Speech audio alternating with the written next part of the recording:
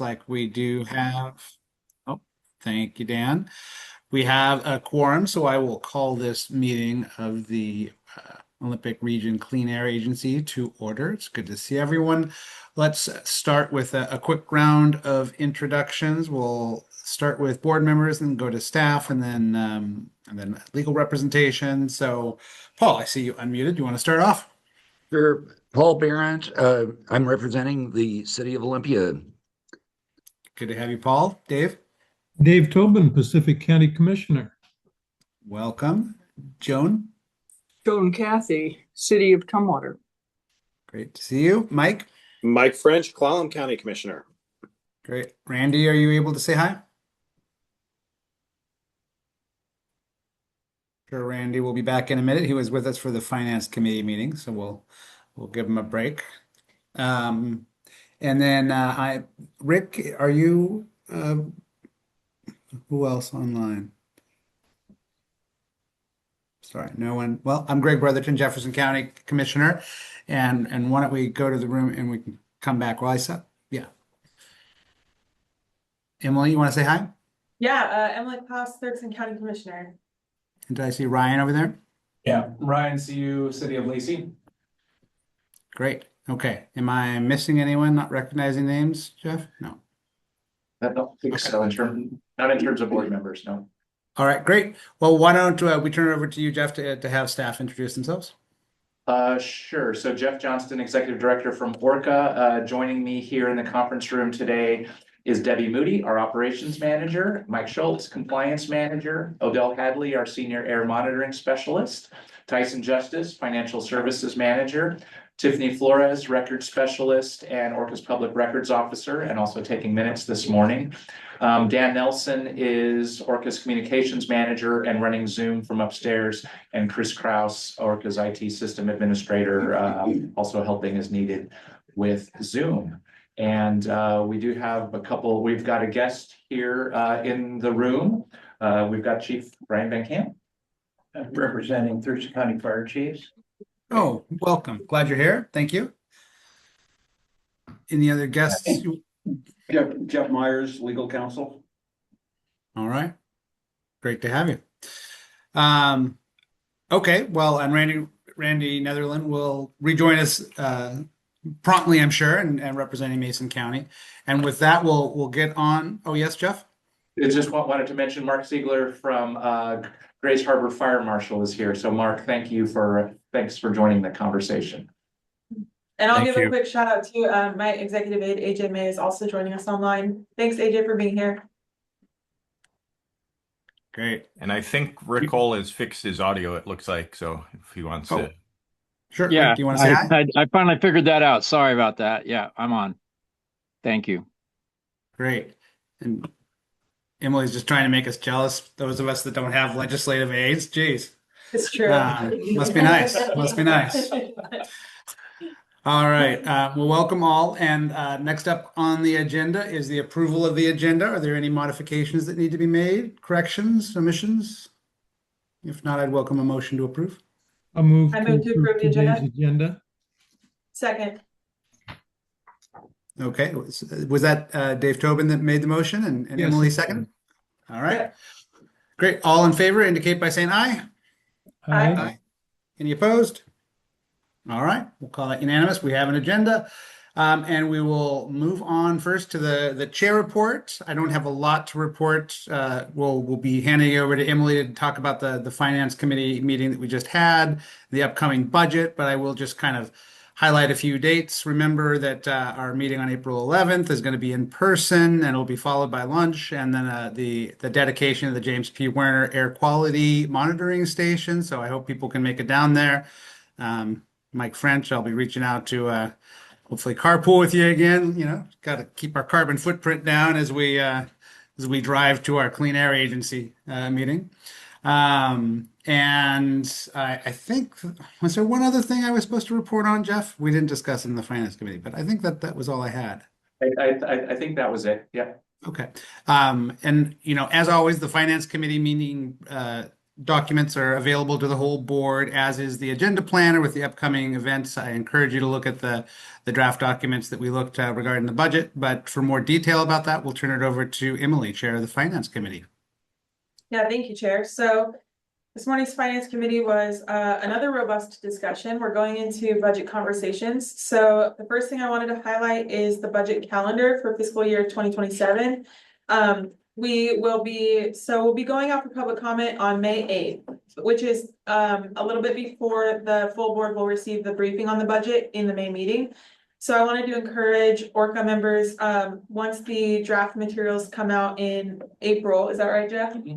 I'd like to encourage everybody to review those draft materials and give feedback and questions to staff ahead of the public comment period if possible. And I'll make sure to be very persistent in my reminders to the board, just because feedback really matters to staff, and we want to make sure we get that in at a meaningful time so that we can make the most of the public comments that we receive in May. So the draft fiscal year 2027 budget will be presented to the Finance Committee during the April meeting. And the finalized draft budget will be sent following the public hearing period closing. And adoption of the 2027 budget is set for June 10th, just as kind of a heads up on the timeline. I also wanted to go over the some of the things that staff brought forward for direction this morning. So there's a couple of key items that were proposed during the budget conversations. So I just want to go over those real quick. We have a 2.8% salary wage adjustment, $50,000 for an additional fleet vehicle. The Honda Fit that is being used currently has over 100,000 miles, and the $50,000 is the Finance Committee felt was appropriate for an additional fleet vehicle. We have a $15,000 SIP update, which is State implementation plan. thank you, state implementation plan. And there's a memorandum that came along with that, and it's essentially the memo talks about how this is to align with state and local regulations, and the SIP has been kind of outdated for quite a while. The registration and source related changes have not been updated since 1993. And more recently, the outdoor burning and wood stove regulations were last updated in 2010. So still quite a while since that's been updated. So updating the SIP will do a lot for us to make sure we're in alignment with regulations, and it will reduce a lot of confusion and save time for ORCAA staff and other regulated sources.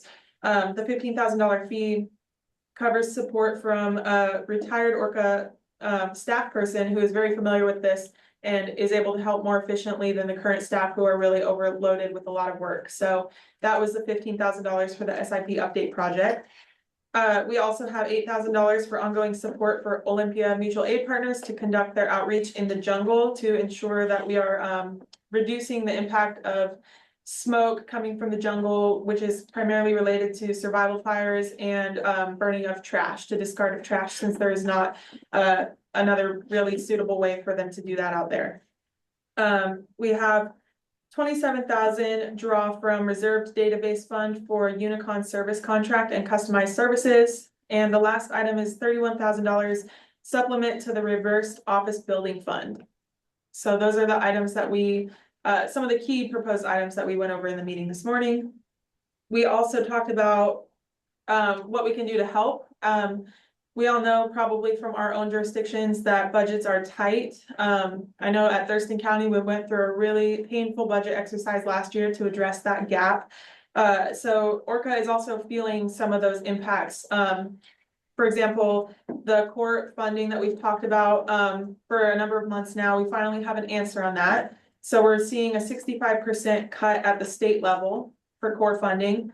We will be receiving $47,000 per year for 2026 and 27, which is about $87,000 less each year than what we were receiving before.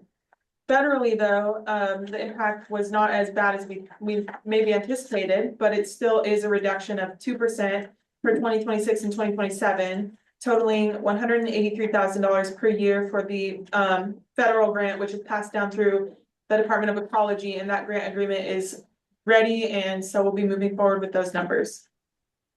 Let's see, what did I have next? So in terms of what board members can do to help, I know sometimes it feels like there's not a lot we can do. But we talked a lot about like legislative priorities and legislative advocacy, which is something I think that it seems like there's maybe a gap there that we could help fill, since we're all advocating for our own legislative priorities at the city and county levels.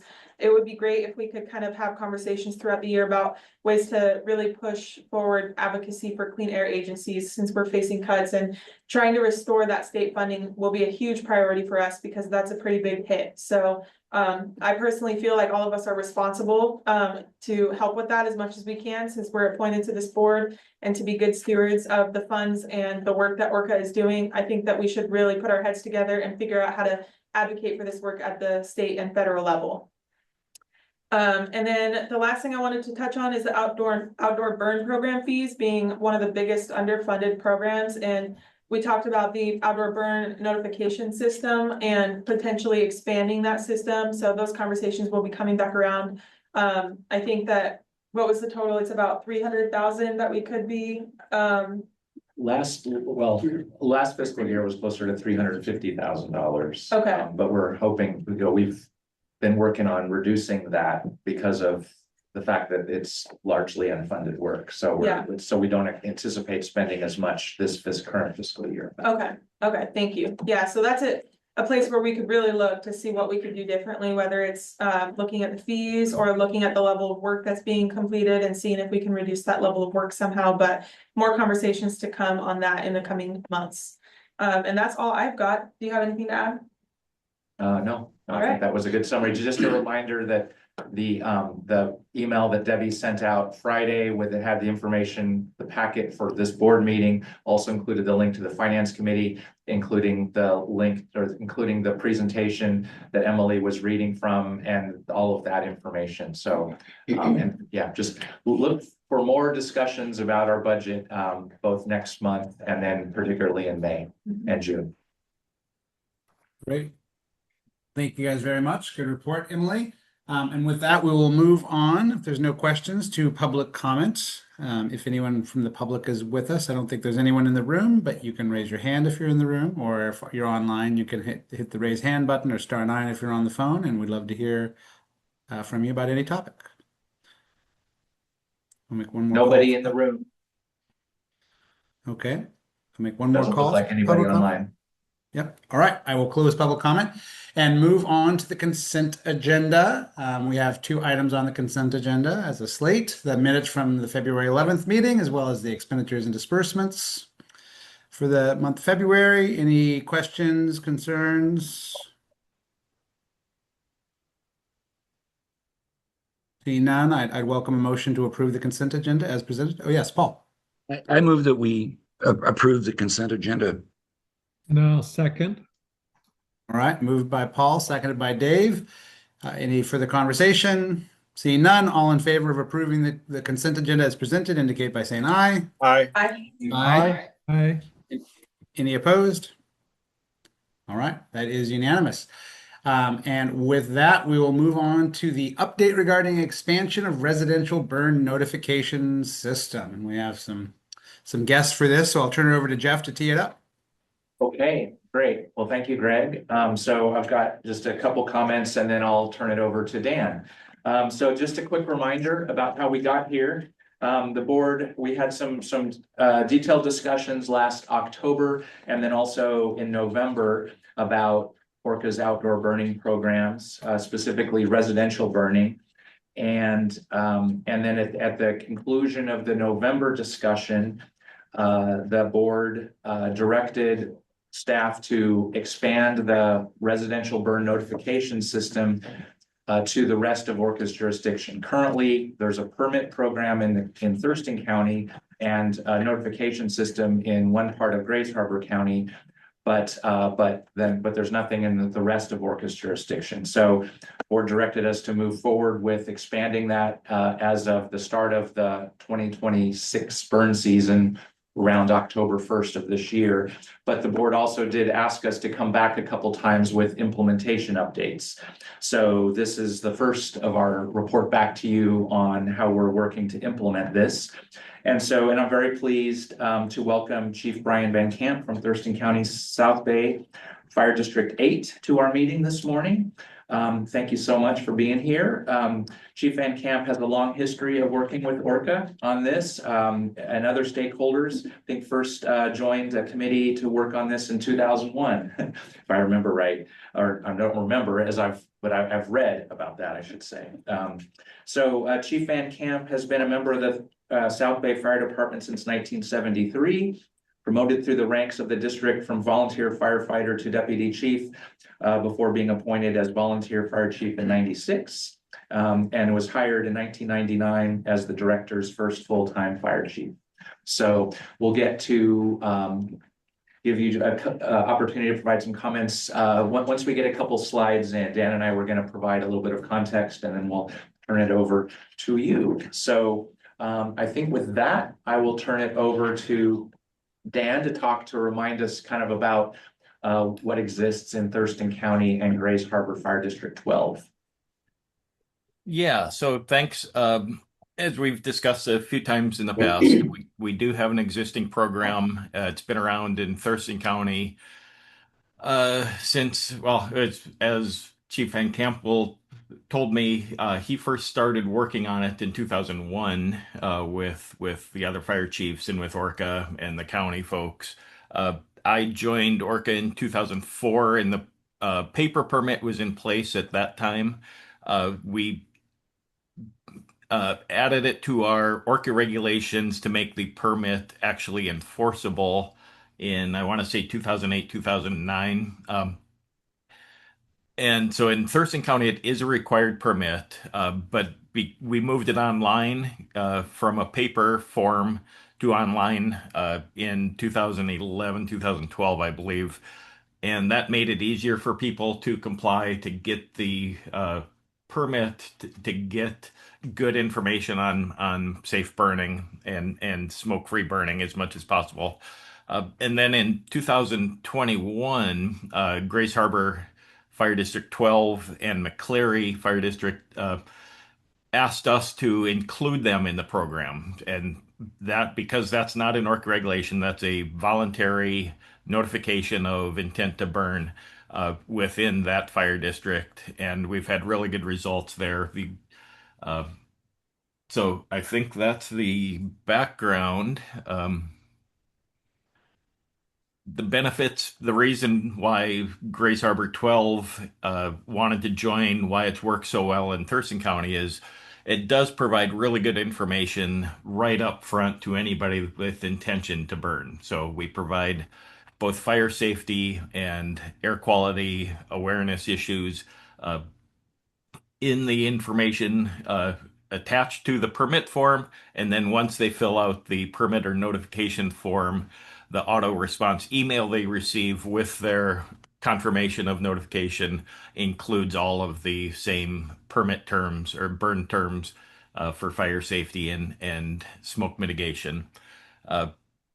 This map, you see, this is currently manually updated by ORCAA staff, but this map is available to all fire districts, and it makes it easy for ORCAA or any fire district that gets complaints to check to see if there's an active notification on file. And you can see from this screenshot that even though it's currently only being promoted in Thurston County and Grays Harbor 12, people throughout our jurisdiction are actually using it. They like to go to our website, find the good information, and so Clallam County, Jefferson County, Mason County, Grays Harbor County, and even Pacific County, people are logging in and filing a notification before we've done any promotion of it to those other counties. So it does provide a great means to share burn information, safety, air quality, as well as after people have registered, we can reach out to them if there is a need for calling burn bans or burn restrictions, if there's a fire safety issue, if there's a air quality related ban that's needed, or even just a threat of a air inversion that we can ask them to voluntarily reduce. And again, this is not publicly facing, but it is open to all the partner agencies to have this link and see this map. And as far as efficiencies, once we have our new database in place and can integrate our website to the new database, this should all be automated as well, this mapping. So it will really streamline the process even more. It's already a pretty streamlined and efficient process. So I So think, yeah, so at that, I think, turn it over, just ask Chief Van Camp if you have anything you'd like to kind of follow up on what, I mean, Dan had to say. Again, there could be questions, from the board, but if you have any, this would be a good time if you want to add kind of your thoughts to the process. Well, as he noted, it's been kind of a long-standing process. Prior to 21, Thurston County really had a mess on its hands with open burning. We were going into new provisions of the Clean Air Act and so forth, and we had citizen revolt basically on the varying rules that were in each jurisdiction, and they were all different. So there was no way or where place to go to get information. We had smoke violations, we had burning violations and so forth, and it was completely uncoordinated. So in February of 21, interestingly enough, or 2001, we held a meeting where we began to look at that, and what the result of that was creating partnerships, which have been very successful. We knew that the fire districts alone could not manage the problem. Frankly, it wasn't in their jurisdiction to enforce the air control rules.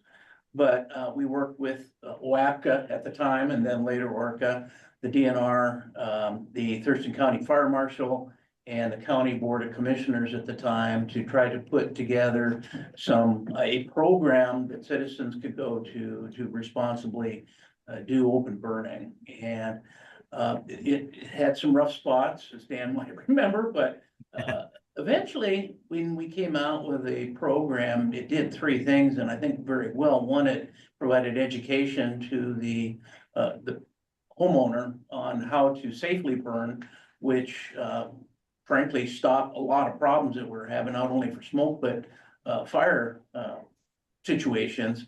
The second one was that all of the regulations were standardized throughout the county. So regardless of where you lived, the rules were the same. Burn bans were all declared at the same. Open burning seasons were standardized. And then the third thing, frankly, was if there was a violator, a gross violator on it, we had a resource through ORCAA to help enforce some rules. And we had more of that as the program matured, but I think today it's almost a non-issue. I think we've created a standard practice that people accept. We have actually our call volume for burn violations is minuscule compared to what it was even 10 years ago, because people have come to accept the practice of seasonal burning and doing it safely.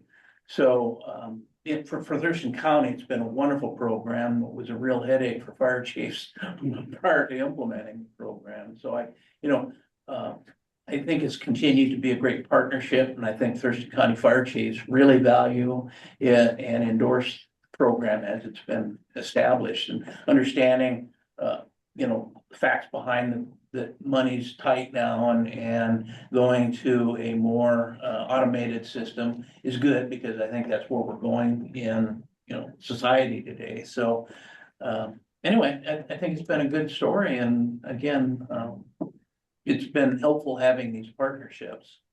Great. Well, thank you very much. So then I think, Dan, why don't you go to the next slide? I think talks about some of what we're planning with some of the ongoing outreach that we're doing. And then we can open it up for questions and discussion if there are any questions. yeah, so my screen is jumping here. So I meet monthly. I attend the Thurston Fire Chiefs meeting monthly. Actually, that's one of the highlights of my month. It's a great meeting and great people to hang out with. At this point, I want to echo Chief Van Camp. one of the best things about this program, I think, even for ORCAA, is that it has reduced the number of times the fire departments have had to roll a truck out on a smoke complaint rather than a actual fire safety call out. So that's a huge benefit to the community if we can take those calls and respond to a smoke complaint and keep the firefighters focused on fighting fire. That's part of it. And you'll notice on the map, this is a few weeks old screen grab, but we had about 1,800 burn permits issued so far at that point, and only 39 of them in red are the invalid permits. In the past, for every 1,000, we'd have 150, 200 invalid permits. So people are learning the system. They've learned that they can't burn in cities, they can't burn in UGAs. So then getting back to the work we're doing to roll this out, get more people accepting it and using it. We have met with the Thurston Chiefs. I actually met with some Jefferson County fire officials this weekend at the the Port Townsend Home Show, Jefferson County Home Show up in Port Townsend. Thank you, Commissioner Brotherton, for stopping by with your wife and chatting with me. And met with Chief Wittenberg, I believe, or a deputy chief, and talked about their program. They do have a land clearing burn permit program, but not a residential permit program. They only get about 30 land clearing burn permits a year, he said. We've communicated with some of the Grays Harbor Fire Departments. That's Mike. And actually, I guess at this point, I can pass it off to Mike and let him know what he's working on. Okay, I'm just continuing the outreach that Dan mentioned. Pacific County Fire District 3, that's the Menlo-Labam area. I've got a presentation to give to them at the next fire commissioner meeting coming up in April. They were really, the chief was in favor of it, and one of the things that hasn't been mentioned, but he liked it, is the map system, the way we can go to the map and look. Real similar, they use a similar thing with DNR. So all the fire districts are already familiar with DNR has a map portal. You can go to see where the burns are permitted. This would be kind of a similar process. So he was excited about that because they already do it through DNR. So this will help. Talk to Pacific County Fire District 1. That's Ocean Park area north of Long Beach. They seemed interested. We got to do some more communication back and forth. Also communicated and outreach to some Grays Harbor folks, Elma, South Beach Regional, which is the West Port of Costa, and then also Fire District 7, which is kind of Palos Beach area. And then also the Ocean Shores area. So we've got feelers out. We've talked to people in these areas. We've sent emails. We've had back and forth with some of them. The rest of them, hopefully we'll continue that. And we'll, as you can see in the map Dan mentioned and showed, there's already some permits before we even have a program out in the coastal areas of Grays Harbor. So we will accept them wherever right now, but we want to formalize this a little bit. And I think that wraps us up. Again, this is a voluntary notification system. It's basically a way to provide good information and a means of enforcement without expending too many resources, and hopefully having good partnerships and easing some of the pressure on our firefighting colleagues out there. So again, East Jefferson was supportive. People are picking it up and using it. So I appreciate the fact that it's a tool we can use to get the word out about fire safety and smoke mitigation without using a lot of fiscal resources.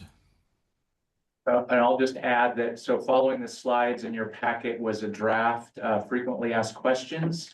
And so please, if you would take a look at that and let us know if you have any suggestions or questions that you think aren't addressed in there that should be. So again, as you've heard today, we've been doing a lot of outreach. We're going to continue that. And so, but yeah, I just wanted to maybe open it up for questions, especially since we've got Chief Van Camp here, kind of a different perspective from ORCAA on this system. And I'm sorry, Jeff, we have guests from other fire departments too. Is Mark Sigler, is that right? From Yes. Maybe we'll start with other fire personnel. If you've got any comments or questions, we'll start there and then we'll go to the board. I don't know, Mark, if you have anything you want to add. Um, I don't have a lot. I guess I would share that a lot of the permits you're probably seeing in Grace Harbor County are a product just of the department. When people call and ask if they need a burn permit, we're telling them to contact ORCAA. So at least they're providing that notification. Most of our permit technician staff are well versed in that, and that's been the MO for several years. Mike's done a good job of coming down to the community and reaching out to the fire chiefs. It's always a little bit interesting, he leaves the room after giving a presentation and then everybody grumbles. They don't present their issues to him. And so I think him reaching out individually is going to solve some of that issue. If he can get in front of them and get everybody on board with this program and put it in place, will serve the community well. So I wish him the best of luck with that. Do you want to share any of the concerns now, Mark? I mean, you don't have to attach names to them, but we want to kind of ferret out the issues as we try to I think contemplate expanding. I think County Commissioner Georgia Millis shared them in the past at a meeting. I don't have them in front of me. I wish I did, but I don't. Some of them were other concerns about cost creep, right? First permits start with no cost, and all of a sudden now there's associated cost, and isn't it going to push people away from continuing to use the system, or is it going to just have the intended effect of, there's a fee associated with it. Sorry, but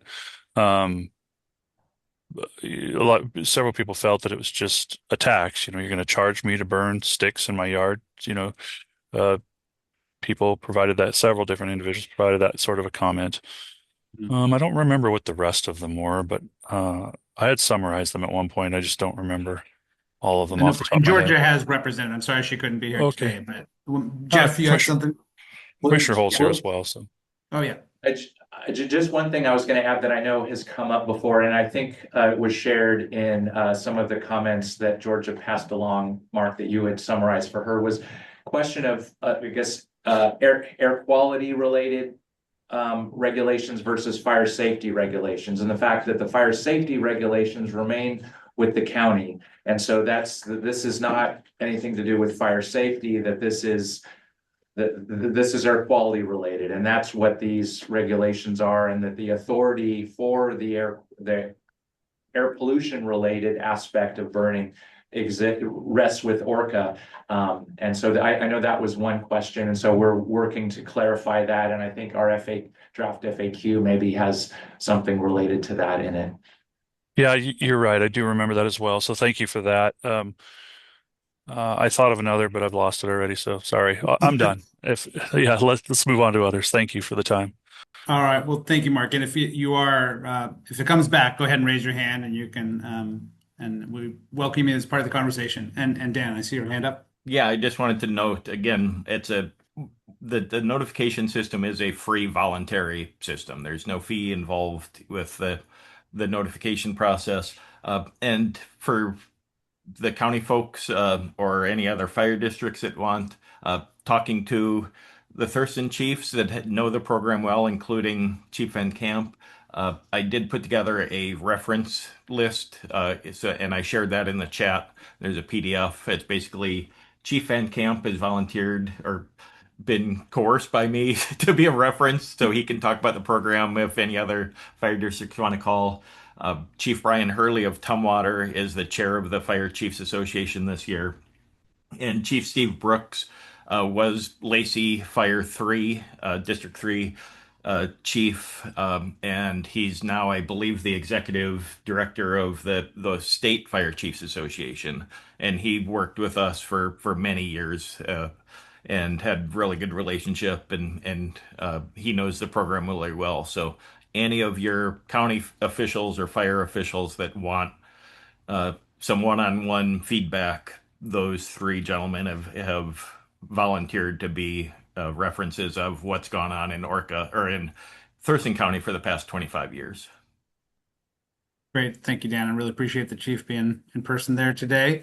So we'll open it up to the board. Commissioner Hole, this is, a topic that certainly your predecessor on the board is really had some concerns about, and we've modified it really in response to the ongoing conversation there. But other people's or anyone's questions or thoughts?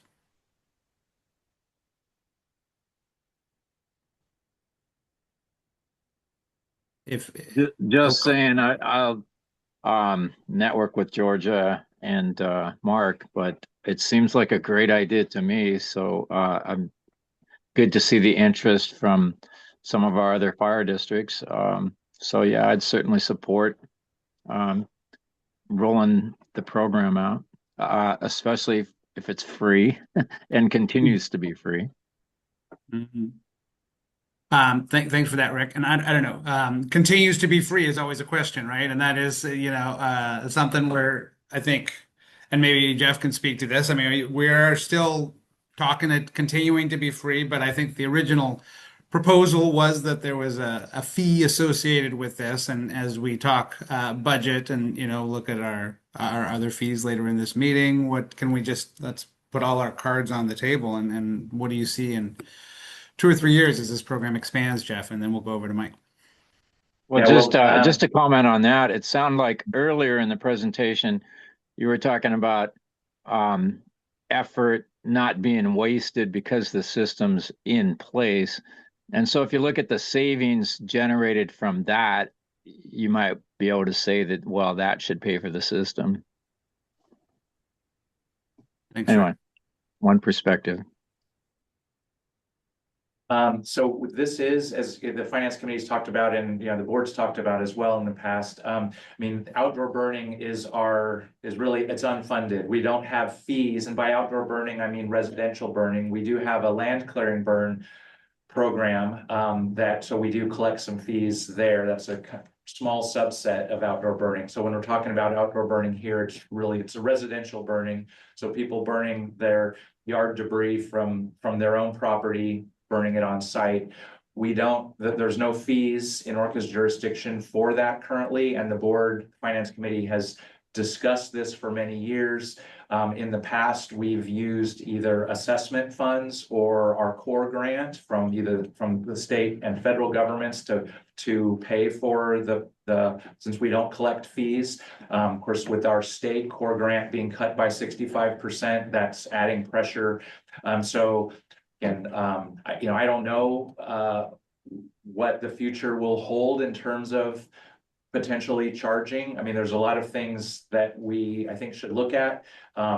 Most of the time spent on outdoor burning is in Thurston County. Another thing that the RCW actually directs local air agencies to do periodically is what's called a reasonable alternatives to burning analysis. And so are there alternatives to burning? Are there composting and drop-off sites nearby? And so that's something that we could look at. And frankly, while there might be an initial cost to the agency of the amount of time and effort we'd have to spend over time, that would, if we were to enact that, at least in Thurston County, I think Thurston County is likely the only of ORCAA's 6 counties where there are reasonable alternatives to burning. But if we were to eliminate outdoor burning in Thurston County, that would significantly reduce our costs to that program. So that's something that I think we should be looking at going forward.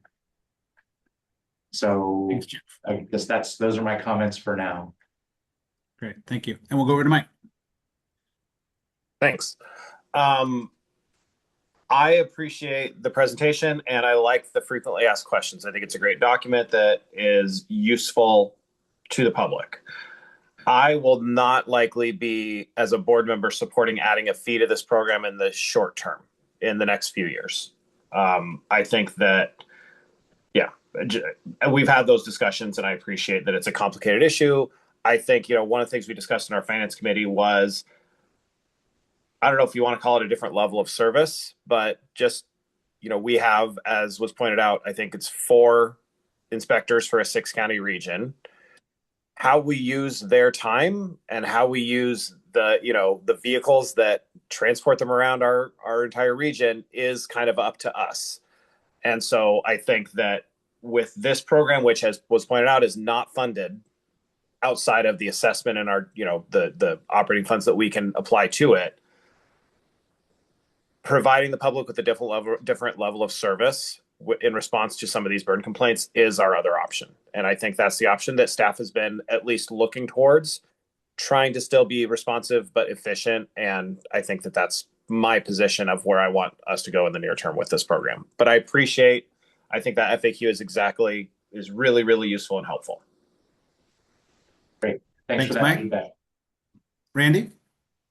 Just want to ditto what Mike just said. We know I feel the same way. We need to see some of the adjustments we're going to do internally first before we even talk about going out and trying to get more. So I just wanted to back up what he said and say I, from Mason County, also agree. Okay. Thank you, Great. Randy. Yes, go ahead. Yeah, I'll add to that because my perspective is different.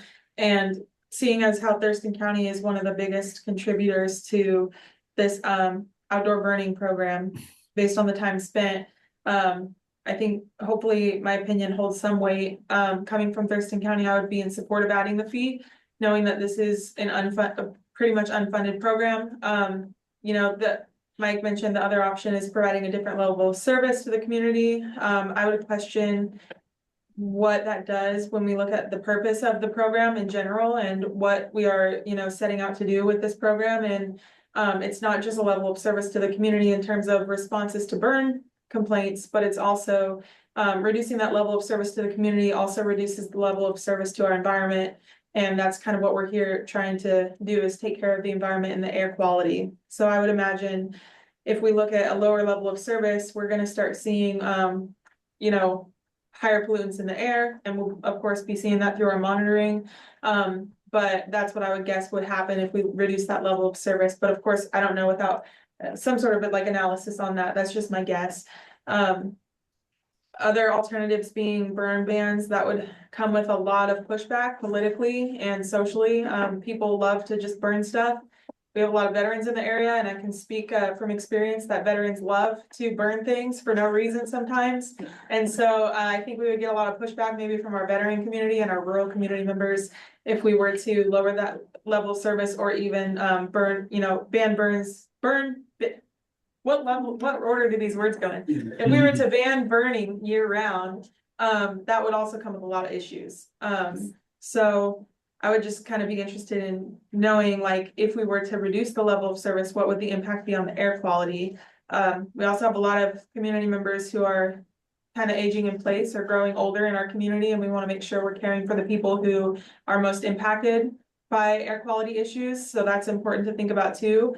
But having a completely unfunded program, pretty much unfunded program aside from assessments, I think that the only other option, we're not limited to just reducing level of service. We could also look at increasing assessments for jurisdictions. So that's something I would be pushing for. If we can't get support around a fee for this program, then I would be pushing for increased assessments, which would be something we would all have to take back to our jurisdictions. So we have to look at something. We have to come up with a solution.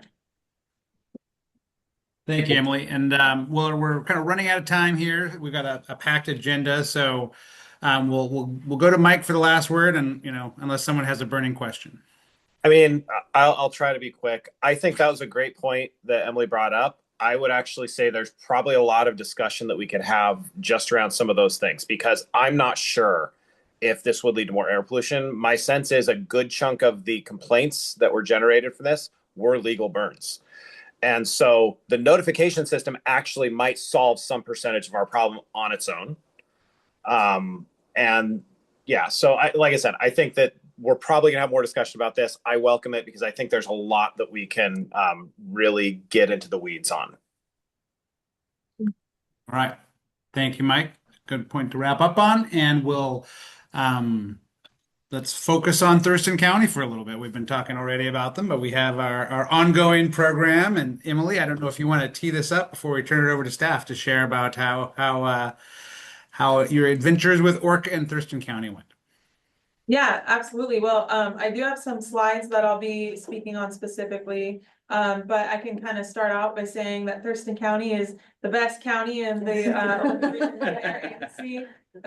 So I guess I'll leave with that. Thurston County is beautiful. It's a great place to live. I've grown up in Thurston County my whole life, born and raised here, aside from a short stint of being in the military and leaving, coming right back because once again, it's the best county in the region.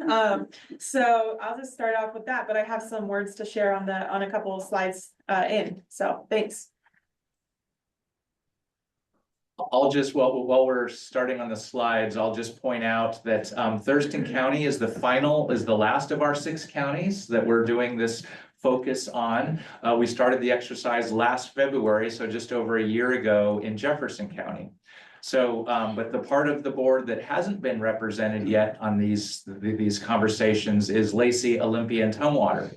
So I think the next step in rectifying that is to get a meeting scheduled with Ryan, with Paul, and with Joan to talk about kind of how do we want to represent, what do we want to do in terms of presentation. And I think that's, we've got some ideas, but I think the next step is scheduling. So look for an email from either Debbie or myself in the next week or so to get a meeting scheduled. So back to Thurston County. So then I think Dan, why don't you go to the next slide, and why don't you, and I think you were going to mention a few things before handing it back to Emily.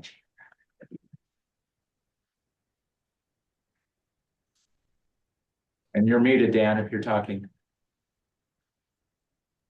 Sorry about that. Zoom master doesn't know how to use Zoom. So Thurston County is the largest county in our jurisdiction, with about 309,000 people last year.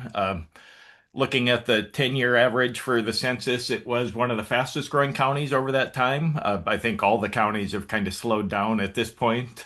We haven't added a lot of people in the last couple of years, but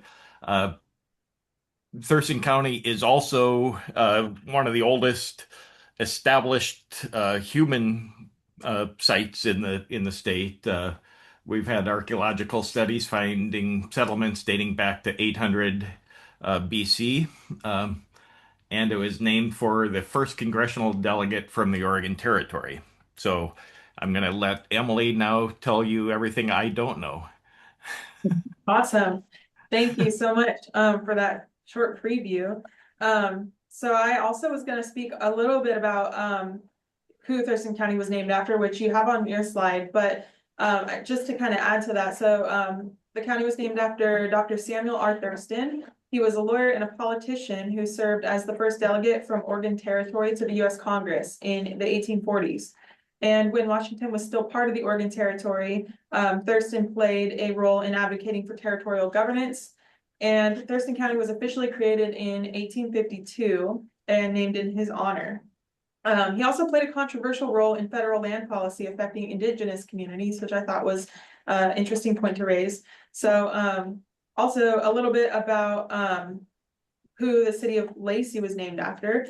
The city of Lacey, shout out to Ryan, is named after O.C. Lacey, who was an early railroad investor and businessman in this region. And railroad development in the late 1800s helped drive population growth and economic development in the area.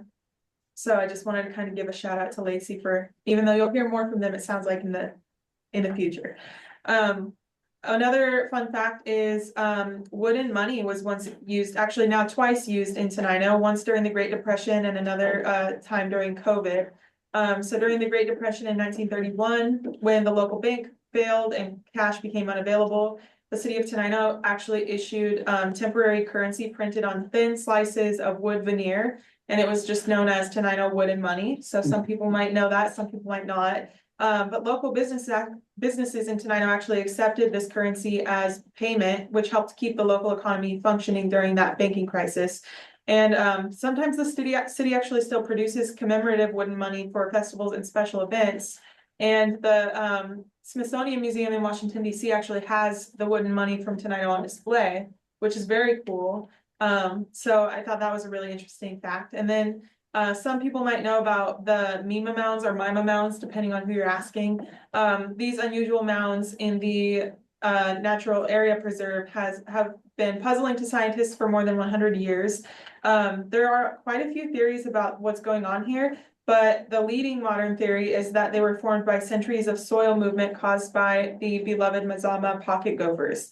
Though other theories have included earthquakes, glacial activity, and flooding, but we have no idea which one's correct. So that's very interesting and kind of fun. If you haven't been out there to see them, they almost look like you're on a different planet, like an alien invasion happened. It's very bizarre. I wish I would have provided a photo to put on the slides, but that's a pretty fun fact about Thurston County. And then let's see, do I want to hit on others? I think I'll just hit on one more. So the first American settlement on the Puget Sound actually started in Thurston County, and in 1845, settlers led by Michael T. Simmons established their settlement at Tumwater Falls, and that settlement became the city of Tumwater. And it's widely considered the first permanent American settlement on the Puget Sound and played a key role in the early development of Washington Territory. So that's all I've got, although I could go on, but those are the highlights. All right. I think we're on to Odell. Oops. Oh. Let me get into there. Oops. Got jumping again. So just a little preview, that was our old air monitoring shelter out at Mountain View Elementary in Lacey. We've been monitoring in Lacey since the 80s. So there has been a long history of air monitoring in Thurston County. Next slide. And you can see here going back to 1970. So the different colors represent different pollutants that we've monitored, and then the locations are down on the side. So we started off monitoring at the Lacey Fire Station in 1970. That was with total suspended particulate, which is just any solid particles that stay in the air and don't fall down right away. Eventually they come down, but don't fall down right away. And then in the 80s, we moved on to PM10, or what they called inhalable. And so that's any particle that is 10 micrometers or less in diameter. And so those were the ones, particles that stayed longer in the air. And also they found to be able to, when you breathe in, they actually penetrate and get into your system. And then in light blue in the 90s, they reduced that even further and said, well, the PM 2.5, which is any particle less than 2.5 micrometers, is really what's driving the health concern. And so we kind of went from total suspended to PM 10 to PM 2.5, which is what we're monitoring today. And you can see there at that Lacey Mountain View, we started monitoring in 1984, and we have continued up until today. And we've expanded the number of pollutants that we monitor at that site. In addition to pollutants, we also monitor weather, wind, and temperature there as well. So the red box I have highlighted is our years that we were in non-attainment for PM10. So they took the data that we were monitoring in the late 80s, and in 1990, EPA declared us to be in non-attainment for PM10. So if you go to the next slide, Dan. And by us, you mean a portion of Thurston County was, and yes, by us, I mean Thurston County, which we are focusing on today. but just a portion of Thurston County, right? It wasn't the entire county. Right, and I'm not quite sure how that works as far as like where specifically or how far the monitor reaches as far as like, but I know Pierce County was also around the same time declared in non-attainment, so portions of Pierce County as well. So the non-attainment years in 1990, EPA declares that Thurston County, portions of Thurston County are in non-attainment for PM10. I've shown this plot here, and this is for PM10, the AQI, which has not changed since then. The NAAQS has not changed. I'm sorry, the National Ambient Air Quality Standard for PM10 has not changed. So the AQI has also not changed. And that the AQI is the air quality index. So that just determines where we are on the health spectrum. So those data are from 1985 up to 1990. So those are the data that were used to declare us in non-attainment. And I just wanted to highlight these maximum daily averages that you see up there in the orange at 200 micrograms per meter cubed. The National Ambient Air Quality Standard for the day is 150 for PM10, which is really high. It's only 35 for PM 2.5. And one thing I want to point out is that when you are talking about smoke, over 90% of the PM10 is PM 2.5. And so we have data from that. So when we say, oh yeah, it's only PM10, you got to remember that's mostly PM 2.5 in those numbers. So the air quality was really, really bad in the winter. And then I've just blown that up to show you in that winter of 1989 to 1990. I've expanded that out. That's the daily PM 2.5 AQI for that time period there. And you can see that a lot of reds show up, and that's the 55 to 150 microgram per meter cubed. So just because that was the one daily maximum, there were several days that were in there. So in 2000, so we were declared a non-attainment in 1990. It took us 10 years of monitoring and development to submit a PM10 maintenance plan to EPA. In 2000, EPA approved that maintenance plan, and we worked really hard to bring our air quality into attainment.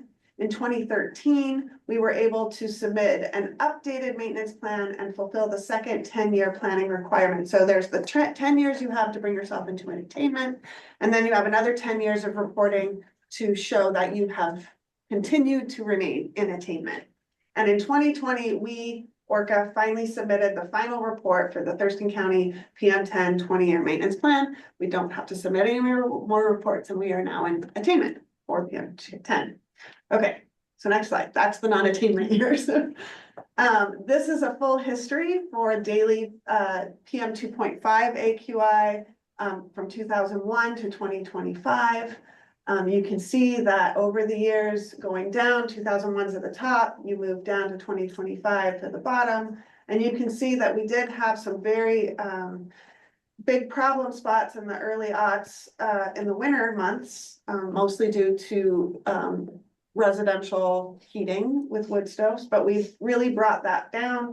And then in 2017, you start to see summertime, real bad hotspots pop up, and that is due to wildfire smoke intrusions into the region, sometimes for several days at a time, which we didn't used to see as much.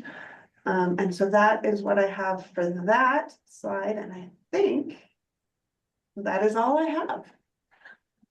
And I'm going to jump back. I want you to just note the change in, especially the winter months from October through January, from about 2010 down. Notice how much the yellow days have compressed down. They're not as prevalent as the years go on. Most of that impact came from indoor burning, wood stove use. Odell mentioned the wildfire events. Outdoor burning is the other smoke issue. We've talked about that earlier today.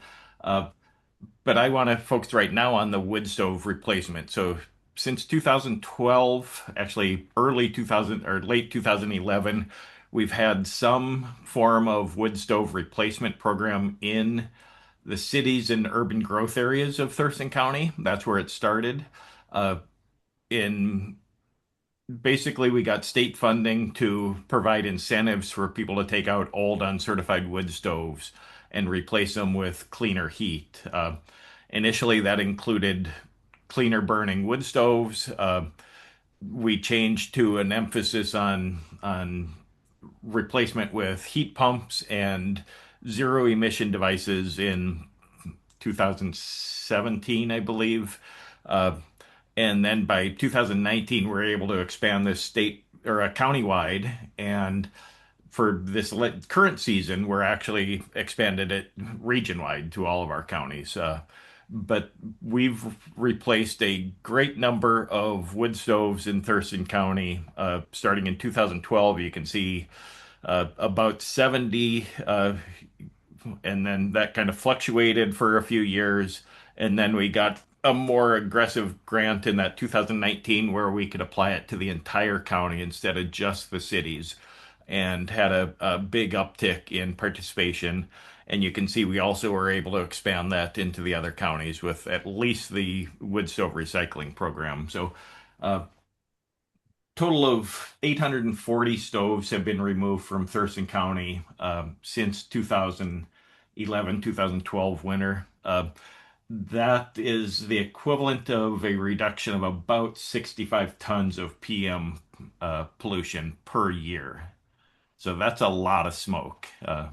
Think about a particulate matter that's 10 microns or 2.5 microns in size. It takes a lot of that to get up to 65 tons.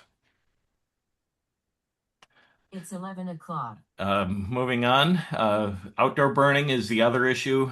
Residential burning is allowed.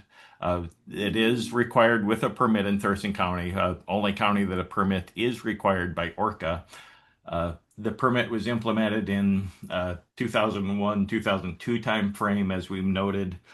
We added it to the rules, the ORCAA rules in 2008.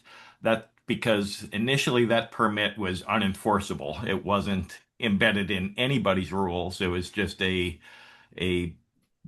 paper permit that didn't have any backing in rules. So at the request of the Thurston Outdoor Burn Committee, which Chief Van Camp helped form in 2001, we did add it to the rules so that if somebody burns without a permit, it was actually an enforceable infraction to not have a permit in Thurston County. Currently, we're seeing about 3,000 of those permits issued per burn season in Thurston County. We're at over 2,000 right now, and during the spring, we tend to see a huge uptick in burning permit applications. And then we also manage land clearing permits, and I'm going to turn it over to Mike at this time.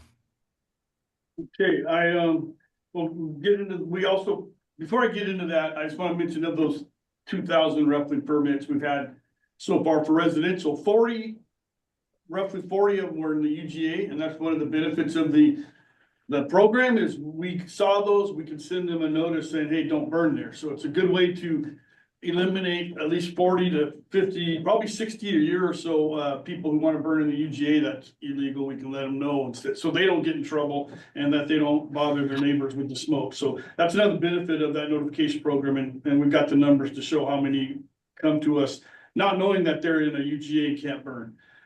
So from that, we also do land clearing burn permits. We've gotten to date somewhere in the neighborhood of, I want to say it's somewhere about 95 to date. And our burn season, if you don't know, is usually somewhere in October through July, 1st of July. It can vary slightly based on how dry things are. We also do agriculture burns. They require a permit. We get very few of those. We've only got 2 so far, usually like an orchard or cranberry bogs. They want to burn their stuff. They'll have to get an ag burn. And then we actually do ceremonial burn permits and training fire burn permits for the fire departments. We get a few of those. So that's all those burn programs are given to us through the RCW and following the rules. So that's what we will do for the land clearing. The picture here, of course, would be the size of a land clearing, 20 feet, but that's prohibited materials there, so don't use that as an example. That is somebody who's burning a bunch of lumber, which you cannot burn. Garbage in there. Yeah, and a lot of PM 2.5 in that one, I bet, and PM 10. So that fire actually is part of our designated illegal burn Hall of Fame. That was a $14,915 NOV. My gosh. Okay, so yeah, so for, a lot of this map, well, next slide, sorry. I think we went over this in the earlier thing, so I won't spend any time on it. Just the Thurston County burning, everything but the city limits and the UGA of Grand Mound, you can have residential and land clearing burning in. I'll just keep it as that. And then the next slide, we're getting into the Thurston County asbestos and demolition programs. I've talked about this on all the different counties. This is kind of a thing that gets forgotten sometimes by the citizens. Thurston County, 200, as you can see, over asbestos notifications, 150. That's current. I mean, that's just Thurston County alone. As earlier mentioned, we had over 300 in 6 county-wide, so of course more density here, more notifications.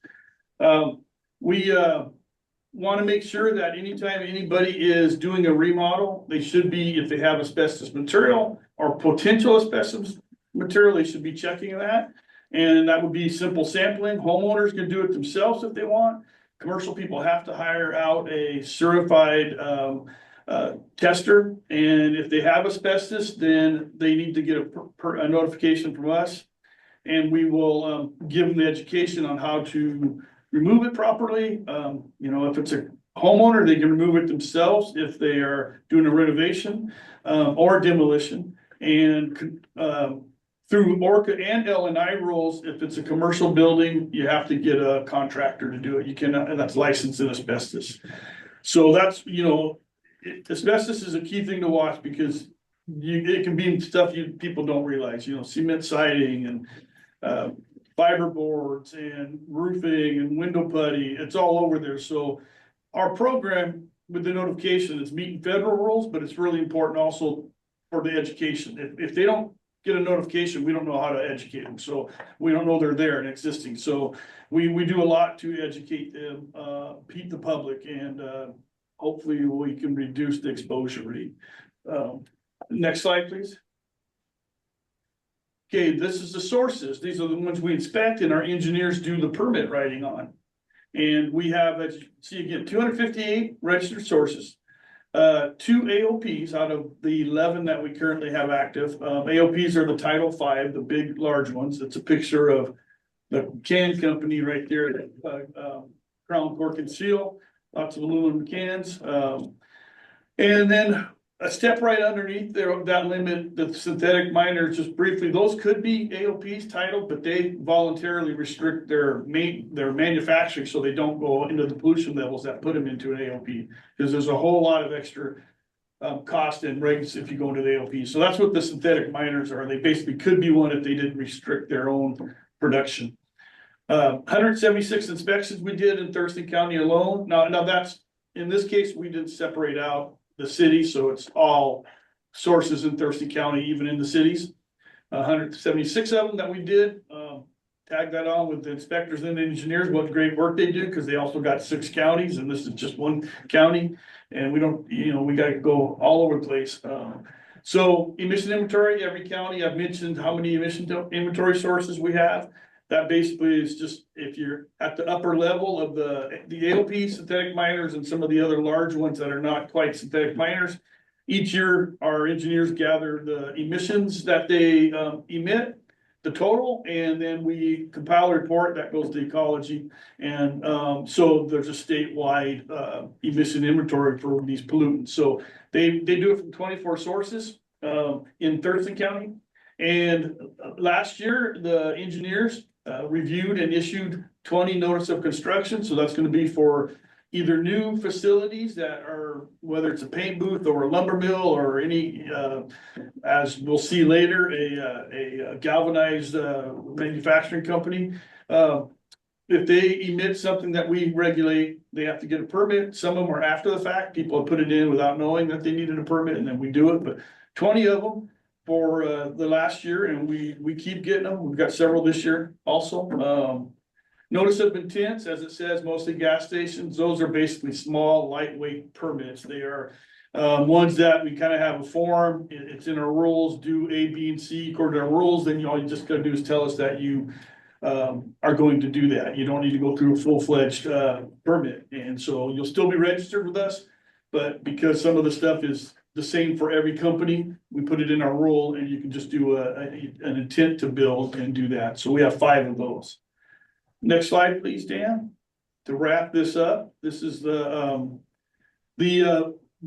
manufacturing, galvanized manufacturing thing I was referring to. It is what I want to say, what, 3 weeks ago, 4 weeks ago? February 6th. Oh, there you go. I should have looked at the slide. I was trying not to. That's time flies. I'm having so much fun at ORCAA. Time flies. So anyway, February 6th, Emily was out there. I think AJ, her aide, was out there. We had several, 2 engineers out there. Abby Roberts, Jennifer DeMay, Debbie went out there. Debbie Moody, our operations manager. Rob Weiland was the lead. And then the 2 people at the company, you can see them in the picture. You've got to recognize BJ. He's the owner, and then I don't have the list. I thought I had the name of the, Doug Nelson's the owner, I'm sorry, and BJ's the plant engineer lead operator, and those are the two on the right-hand side of the picture. So it's a facility that basically takes, used to do nuts and bolts, and I think they're doing bigger things now, and they will clean them and dip them into a galvanized tank, and that's where you get your galvanized nuts and bolts and other bigger equipment, and it's an interesting process, and I think it was good to have Commissioner Klaus out there and also her assistant, and anytime any of you would like to see any of these facilities that we go to, let us know, and we'll try to arrange a visit while we do an inspection. Most of them are welcoming and very good very good at telling you what they do and why they do it, and so I just want to continue that invite, that just let us know, get a hold of me, and I will, work it with Rob, and we can show you what we do, because we do a variety of different things. I mean, this one is a unique, I don't think we have another facility like this in our 6 counties. So very unique processes, and the can company you saw earlier were thousands and thousands of cans, millions of cans. Very unique, and again, a lot of them would be happy to show their process, and we'd be happy to show you what we do as compliance if you're interested.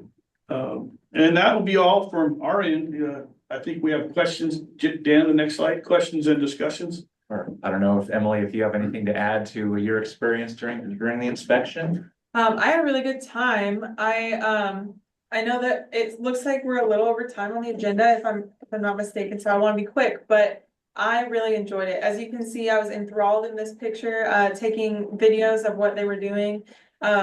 And yeah, it was really good to see not only the operations there, but how they're monitoring or managing the air, pollutants, in the bag outside. They showed us, kind of how that works and some of their, precautionary steps that they take to ensure that they're, being mindful of emissions and, air pollutants. And I just learned a lot. So it was really fun. And, I always enjoy tours that I get to go on with ORCAA. So watching the process of an inspection too was something I haven't seen, and so that was really exciting to kind of see how ORCAA operates in the field as well. Great. Thank you, Emily. People have questions or comments for the Thurston County crew? I'll just say we saved the best for last. I wasn't going to say it in the beginning, but Jeff mentioned that this was the last one, so throwing it out there one more time. Wow. Of the counties. There is one thing. I think Dan said it was the largest county, but it's the most populous, but I believe it's the smallest county in ORCAA, isn't it? The littlest? I believe so, yes. I meant most populous, largest population. Right. We're blessed with having a great set of counties for sure. But yeah, love it. Any other questions or comments? It's fascinating. I wish I was at the tour. That's always the part that I'm most jealous of. Okay, well, we are a little bit late. Let me get back to my agenda here, and we'll keep moving on if there's nothing else, and go to the proposed fee increases for asbestos and demolition. Mike, are we passing this back to you? Actually, to me first, this I think can probably be a pretty quick discussion. But this is a topic that the Finance Committees discussed in January and February meetings, and recommended moving these forward to the full board. Again, these fee increases, for the proposed fee increases for our asbestos and demolition programs and our registration program will be, our proposal is to include those as part of our fiscal year 2027 budget, which we already talked about. You will see the Finance Committee will discuss in April, and then the full board will see in May. So today we just want to kind of present some high points to that. In addition to the slides, so following the slides, there were the briefing memos with a lot of detail on these that we prepared for the Finance Committee. And so, Dan, if you could share the slides, please. Yep. And then go to the next slide, slide 2. This is just a reminder that what we're doing here in looking at ORCA's fees is consistent with ORCAA Board Resolution 274 and ORCA's fee regulation, that we periodically review our fees, and we annually increase our fees by the Consumer Price Index, but then this resolution says that periodically we do workload analysis to just look at how our fees, whether or not our fees are covering the cost of operating the program. So that's what this exercise was. Mike and his team, we all looked at these programs. So I think with that, I'll turn it over to Mike just to kind of give some high points to the workload analysis that we did on the next slide. So next slide, please, Dan.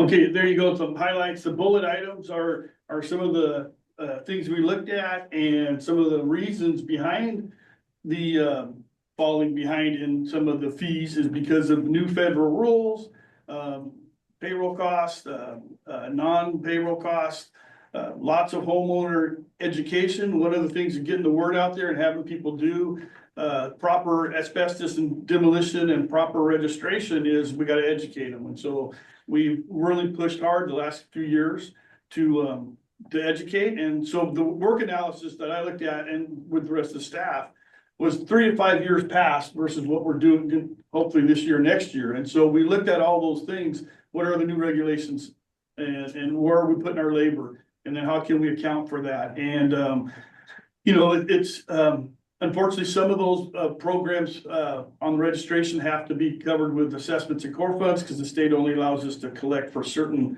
work efforts. So we do the best we can. We want to capture most of those. And then with asbestos, we try to capture 100%, and that's where these fee increases came from and where our attempt to capture 100%. Next slide.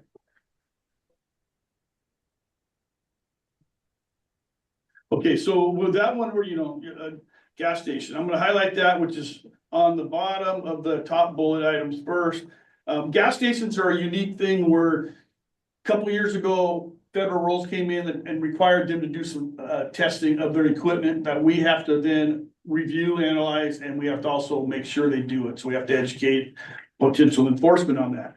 So that is a specific thing for those gas stations. And along with that, the gas station requirements to make sure they're not emitting any pollutants is that there's a lot of hand-holding that takes place. A lot of these gas stations are small mom and pop shops. They take a lot of time. They turn over a lot. So we're getting new people all the time that handles it. And so we specifically in the RC5 fee schedule, there are other facilities beside gas stations, but the gas stations took way more time than the other ones.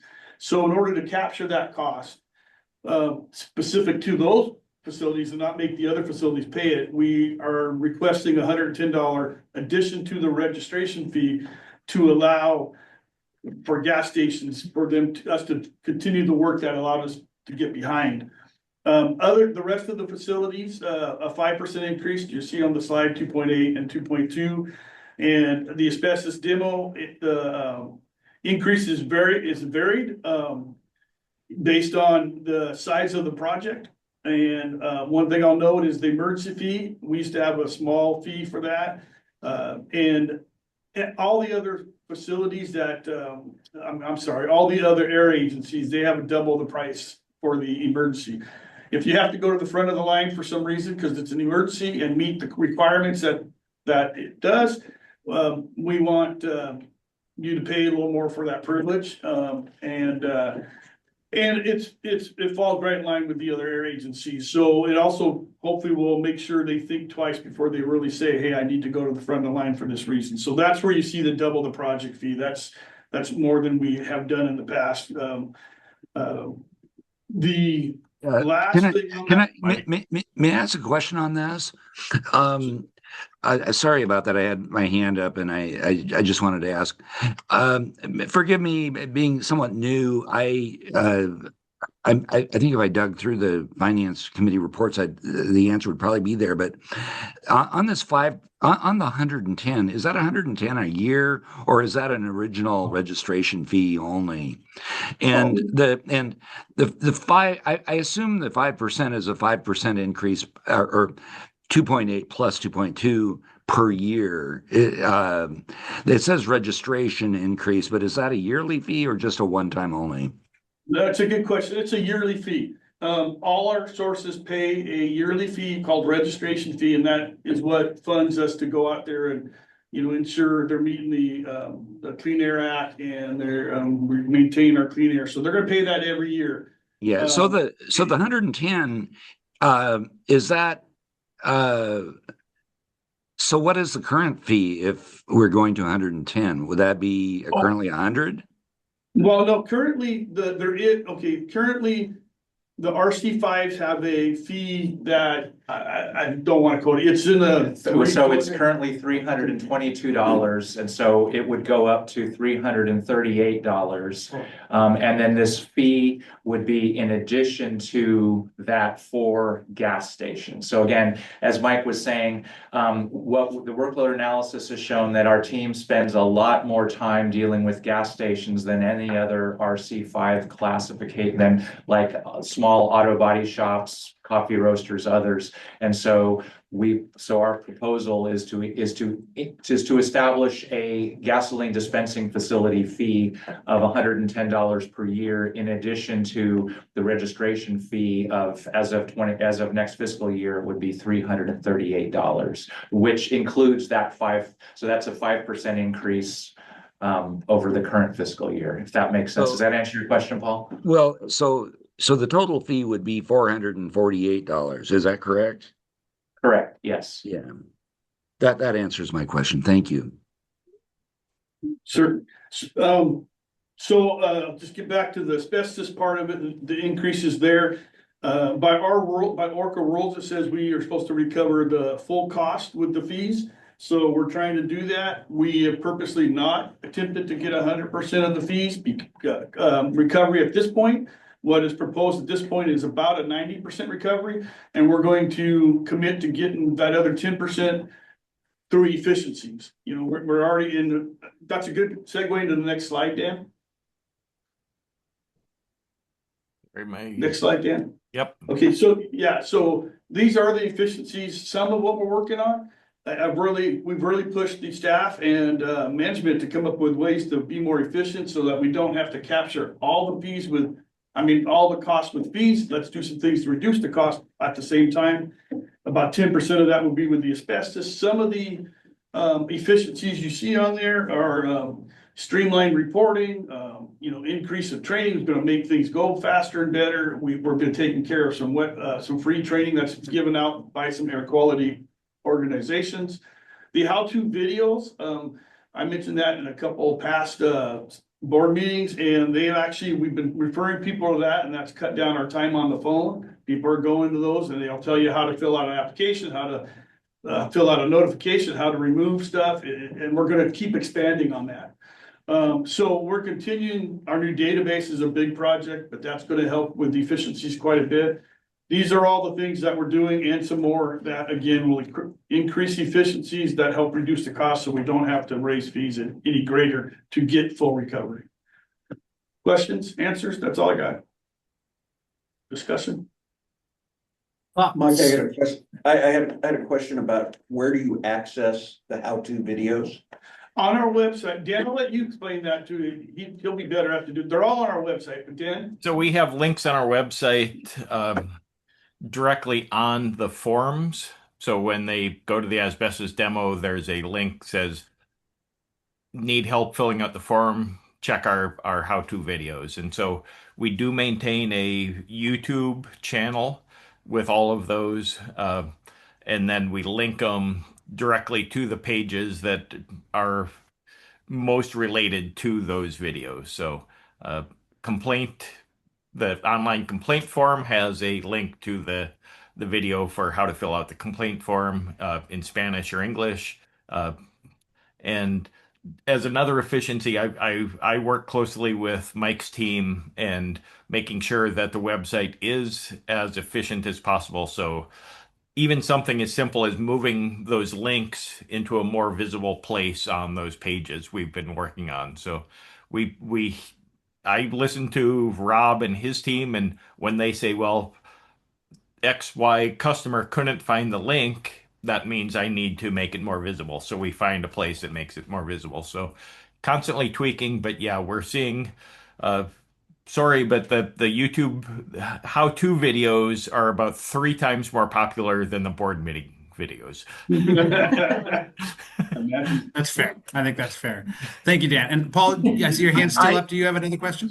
I did. I had another question. If we could go back to that slide that the gas stations were on, there was a second grouping, and I just wanted to make sure I understood that as well. Yeah. If we could pull up that slide. And while he's doing that, I would recommend everyone goes and look at not just the slide deck that's in the packet, but also the briefing memos that have a little bit more, as Jeff said, a little bit more of the really the rationale behind these. So the second, so just so I understand, so the total of them, and I do understand the asbestos demolition, 47 to 100, which we previously talked about actually, and I guess contractors pay a fee of 15%. Could you just tell me what that is? So Dan, maybe scroll down to the memo. Sorry, I was in the PowerPoint, so not the PDF. Okay. Let me get to the PDF over there. And while he's getting that, it's what we have is if a homeowner does a job, asbestos or demo, there's a price for them, which is the 47 to 100. If a contractor for an asbestos job does their job, they will pay a certain amount based on the square footage of asbestos. So basically the theory is the more asbestos you have, the more work it's going to take to review and analyze that. And so the greater the fee you'll pay. And you'll see that he's coming right on the bottom, right down there. You'll see as for the asbestos, it jumps up based on amount of material. And these are in line with the other area agencies, the projected amounts. They're all looking at them currently. But yeah, it's basically to, if you're going to have a bigger job to do, there's more for us to look at in theory and in practice too. And that is why the numbers jump up based on size. And I realize every job would be different, but what is a typical job? I mean, what would be your mean job? Okay, yeah. Would it be 1,000 square feet or Our main one would be the $435 to $500, because if you look at asbestos, it's 160 square feet to basically 5,000 square feet. That covers most residential houses, most commercial. That's going to be by far the one we use the most. Great. The fees that come in most. Thank you for bearing with me and answering those questions. Thank you. Sure. And I would just remind you, I think I mentioned this last time, just anecdotally, I'm in the process of starting a kitchen remodel. I'm doing my own demo and then having a contractor come in. For my demo, I did 3 samples of asbestos, and I'm going to actually use this as an educational tool for our community. I'm going to put some videos up of how I took samples. But basically, having a sample of drywall coated or textured drywall tested is $40 per sample. For under 1,500 square feet, I was doing 3 samples, so $120. My ORCAA fee was $47. Even at 100, that's less than the cost of the lab testing. So it's the cost of $100 for that fee is less than the cost of what it would take to actually have those samples tested. And that's adding that $100 fees to my $120 lab testing is $220 out of a $66,000 remodel. And note that $100 may not even cover the cost, because if people talk to us about sampling and doing work themselves, we're going to give them a whole lot of education. We're going to explain how to do it. We're going to give them tell them where to go to look for stuff, tell them exactly how it has to be done. There's a lot of time spent on that, but it's good. It's time well spent. We don't want them to have any asbestos exposure if we can help it. So yeah, that $100 between the administration here and the review and discussion, it won't cover it on average. Mark. And oh, I'm sorry, other people, but just one other question. Is this all the fee increases we're looking at for this year? Or will there be others that we may be considering farther down? So these are the increases that are more than the 2.8%. So our all of our fees will be increasing in 2027. What we've been focused on here are the fees that are increasing more than the 2.8%. So there's a board resolution back from it was part of the finance committee's packet that says that directs the staff to increase all of our fees every year by the relevant consumer price index. So what we've been zeroing in on here are the additional fee increases. Last year, we increased the land clearing burn permit fee to catch up based on a workload analysis. This year, we're doing the asbestos demolition fees and the registration. Next up is our notice of construction fees and our air operating permit or Title V fees increase. We have to, state statute and regulation requires us to do workload analysis on that program every year and to adjust those fees to cover the cost of that program. Thank you. That's very clear. Thanks. No, good question, Paul. And Mark, you're our guest today. Did you have a question or comment? I don't know if it's my place to speak at this time in your meeting, so I wasn't clear about that. As a fire professional, you're our guest today, and I will recognize you. So go ahead. Well, thank you for that. So I guess a little anecdotal question, but serious as well, because I've dealt with this for multiple years throughout my experience here. So there's an emergency fee, and it's double the regular permit fee. So if everybody applies for their emergency fee, who gets reviewed first? Well, that's a good question. Fortunately, we don't get a lot of them, and it would basically be, we try to deal with those first come, first served, because generally when we get an emergency fee, they want to do it that next day or the day after, so we have to get on it right away. If we did see some that said, oh, because you gotta wait, there's a 10 and or 14-day wait period to do demo and asbestos. So the emergency fee lets you shrink that timeline. It lets you say, okay, I can do it 2 days instead of 14 days or 10 days, depending on the circumstance. So we would put whoever has the quickest turnaround time that they need, 2 days instead of 5 days. We will try to put those first. But again, we do jump on those right away because if they are truly an emergency, there are some rules that they have to meet to be an emergency. But if they meet those rules, some criteria, yeah, sorry. It stems from some federal guidelines, some NESHAP guidelines. And so if they meet that, those things that make it an emergency, we will jump on it right away. And we don't get too many all at the same time. So that's a good thing, Mark. I've had to deal with that question multiple times just from a building permitting standpoint, right? Not necessarily an emergency standpoint, but building permitting. And, it seems like a great idea, but you just create a bigger problem for yourself. The typical answer is we're going to help people who've paid the expedited fee on a first come, first served basis. Well, that's what we already do with the regular fee. So why create a second fee? You just train people to get in line at a different queue. So, but I understand you have some parameters and guidelines dealing with regulatory stuff from NEPA and other things that mandate timelines and criteria. So anyway, I just had to ask. I had to be curious. Oh, thanks for bringing it up because that is a very good point. Normally on those things, you got to wait the 10 or 14 days. The emergency fee doesn't bring you to the front of the line so much as it lets you move in shorter than 10 or 14 days.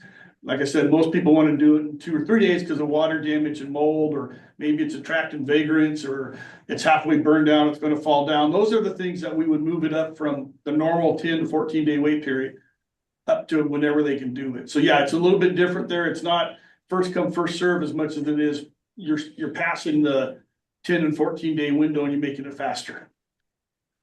Good. I maybe suggest just one other thing about that is within the building codes perspective, which is more my realm, not your regulations, but building and fire, an emergency situation allowing somebody to just outright do something and then catch up with them once the work's done, or are those guidelines around that regulation or situations so specific that couldn't occur? Yeah, so with the ORCA guidelines, unfortunately, that's not the case, and we ran into that with some storms and disasters back in 07 or whenever we had some of those big rain and floods or the big frost.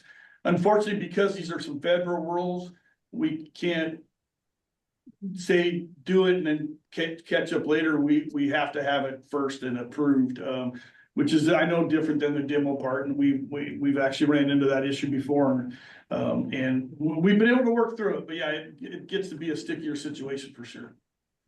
Yeah, my inquiry there is just more from the standpoint of I don't want to get out of line with you guys because, you know, a lot of our demolition permits and other things that people do require your approval prior to us issuing those permits or in conjunction with, and I just want to be sure we're advising people correctly in that. Yeah, I appreciate that. And yeah, they need to do the paperwork and the review before they start in our roles. All right, we're a little behind schedule, so we'll move on. Mike has a question or a comment, and then I have a quick question just about the cadence of how this decision will work in with our budget process. But go ahead, Mike. I just want to say that based on just the colloquy that we've heard here, I see so much value in us inviting our fire districts and building code or building inspector personnel to these meetings. I think that was a really cool exchange that we just heard. Yeah, and then I appreciated the comments that and questions that I heard earlier on this. We had a lot of discussion of this at our committee level, but it's a complex issue. So yeah, do we need a motion at this point? Yes, I would like a motion from the board to move these fee increases, if there's no more discussion, to direct staff to include these fee increases in our draft fiscal year 2027 budget, which we will present to the finance committee next month. I will make that motion. I will second that motion. Do you want to state the motion, Mike, or do you want to just take what Jeff said? What Jeff said. Okay, second. And let's have a little conversation, and just to remind folks that we're not going to have a chance to discuss the budget before it is open for public comment. So that's why this is really a kind of a time critical issue. Did anyone have additional comments or questions before we vote on this motion? Randy, you've unmuted. No? Okay. I'll say that, this is something, again, we had a lot of conversation about this in our committee when we discussed it. I have a lot of opinions on, I don't want to disincentivize people from providing notification. It's an important thing.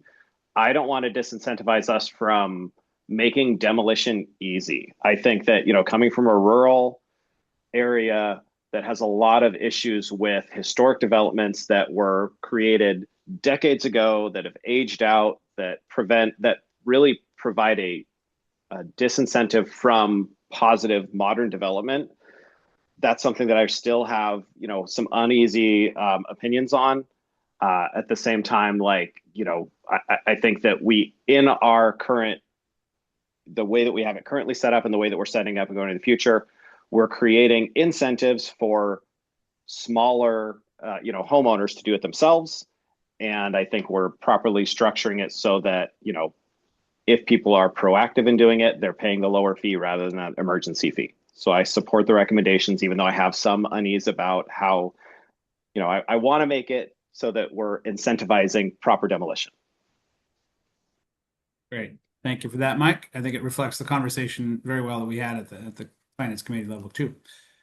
If there's no further conversation or questions, pregnant pause, I'll call the question. All in favor of approving these fee increases as proposed by staff indicate by saying aye. Aye. Aye. Any opposed? Any abstentions? Okay, that is unanimous. Good work.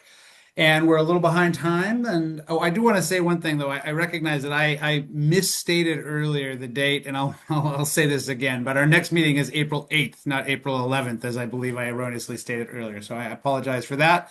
I do hope to see everyone in person. And with that, we'll pass it over to Jeff to begin the director updates. Well, thank you. And then since looking at the time, I didn't really, I don't have much to add. You've already heard a lot about what we've been up to, what I've been up to. So I think I will just hand it off directly to Debbie Moody, our operations manager, to provide a couple quick updates today. Okay, there are slides, I think, of pictures of our last shredding. We just had shredding on March 3rd. Shredded 43 boxes, mostly financial records. That's taken us to about 160 or so boxes total since we've hired Tiffany. Wrong one. Close. But we are caught up now on our shredding. So now we should be able to hold off on shredding till 2027 will be our next big one, which may not be that big. Like this was 43. I think our next ones we're still looking at like 15 to 20, 28. 28. Well, there you go. We're not gonna show pictures. Okay. So We'll get there. that's all right. I'm gonna move on. I don't have a lot to update on our database, but we have been working on it. Jennifer and I have been, our current thing right now is trying to clean up some of the data so that we're not migrating a bunch of junk that we don't really want anymore. So that's really the biggest thing we're working on. And like Greg said, our next meeting is April 8th, and that's gonna be in person. We'll be hosting lunch. Oh, look, pictures. We'll be hosting lunch prior to going out to the Lacey site. So be watching for an email from Tiffany. She'll be sending out an email asking for orders. I think we're Panera. So she'll get that to you guys and then just follow her directions. Whatever her email says, just do what she says. Yeah, if you want to eat lunch on after the board meeting before we go out to the Lacey monitoring site, please respond to Tiffany's email, which you'll see. And so then we'll provide lunch for you. If I could add, I will send out an email with the link for you to go through the menu and see what you'd like. If you could get back to me, I will need like food allergies and what you'd like. And then I will probably in a week and a half or so before I place the order, say, are you still in? Last call. Yep. I do that with our staff and I found that's very effective. Okay, is that it, Debbie? Sure. Okay, so let me just add that, so it's Tiffany and Debbie and staff have just been very diligent at records management. And so we've gotten rid of, as the slides say, thousands and thousands of records. So again, that reduces risk to the agency. It makes us more efficient. And so, yeah, really appreciate the work. And it was very rewarding to see all of those 43 boxes lined up in our lobby go out into the shredding truck and not come back. The inspectors very much like seeing that process happen. If you saw with Christian and Rob. They like to have. Okay, so I think on to Mike. Okay, almost exactly what Jeff said. We covered most of the stuff that we have, lots of inspections, free training to be more efficient. I want to make a couple notes though. We just finished the Grays Harbor Energy. It's a Title V AOP. It's been approved by us, but because it's Grays Harbor Energy, it's sitting with the Grays Harbor Energy FSEC people, but that's a big milestone to move that one along. And we're getting emission inventories back from people. I mentioned that in there. We send them out in the beginning of the year. Hopefully they'll all be back here in the next month or two, and then we'll know how much material has been emitted. And I want to give Jen and Rob a shout out, the two supervisors, Jennifer DeMay and Rob Weiland. They've come up with a couple process review things that we've been doing for years that we can actually streamline and improve efficiencies and make some things quicker. So that everybody's on board with trying to do that. We've already implemented some, and I'm gonna give props to those who are doing some things that already have made reductions even before we get to the budget update. That's it. So now I think on to Odell. It's on me. You kind of need my, oh, look at that. He likes me better than you, Debbie. This will be I'm short sorry. too. February monitoring summary, next slide. So as you can see, we had mostly greens at all of our sites across the board. Forks, we typically do see some yellow. There's a lot of residential burning in Forks, a lot of homes heated by wood heat, and so that has a tendency to drive the numbers up a little higher there. On our Sensual that we have installed, you'll notice a black line at Bohocus. We went up for a site visit on February 9th and realized that our monitor that was measuring PM 2.5 was disconnected somehow. Maybe the heavy wind, I don't know. It was disconnected from its inlet line, so we had to invalidate those data. So those kind of things do happen. But other than that, we see green across most of our sites, which is great for February. And next slide, please. Other updates. I mentioned the equipment failure there at Bohocus Peak that we fixed in February. Mountain View did our regular monthly stuff. We also installed tow rails. That's the final piece on our new shelter. So that is now completely 100% done. And assisted ecology with some Sensual testing and installation there. The Sensuals again are Washington State's air sensors that are low cost that we've started to install. Couple other site visits, Port Angeles. We did have to finalize and submit an updated budget and work plan for our NCORE EPA grant that will come under review, but they don't expect there to be any issues, but we just wanted to bring it current to any changes that we've had to make, especially with the power loss to the NCORE site and then the site move. So the new work plan and updated budget reflects all of those costs. Again, still working on the Grace Harbor saturation study. I'm very close to finishing, but just a lot of other things keep popping up. I made a joke to Jeff that this was my SIP. No, my strategic plan. Strategic plan. This was my version of Jeff's strategic plan. So it's always important, but it's not urgent. And then I also attended the Northwest AirQuest winter meeting and the Northwest Modeling Consortium winter. That's we pay, Ecology pays on our behalf some money to both University of Washington and Washington State University to run air modeling and weather modeling for us to use in air quality forecasting as well as permitting uses that as well. And then the Region 10 monthly air monitoring call with all of EPA's Region 10. And the National Association of Clean Air Agencies. So lots of connections and meetings. And that is all I have. Can't believe I was the longest one. Maybe Dan hasn't gone yet. All right, Dan, take it away. I am going to start with an apology for the confusion of screen sharing. I realized I had 9 PDFs and 4 PowerPoints to share this meeting. So I apologize to you, Debbie. I'll make it up to you. Good. For my board report, you can read what I provided for the meeting. Couple things to note. Learned yesterday we have been designated as a Thurston County green business. So we earned the Thurston County Chamber's designation as a green business. It just gives us more publicity. It gives us a designation that lets people know that we're here and that we're supporting the community and preserving their air quality. So we'll share that news with our community in the coming weeks. Let's see, I spent a long day Saturday at the Jefferson County Home Show. Thank you, Greg. Again, you and your wife were great visitors to our booth and had great conversations with the East Jefferson fire districts. Had great conversations with the Jefferson County PUD and partnering with them on our wood stove replacement program. The wood stove program is really exploding.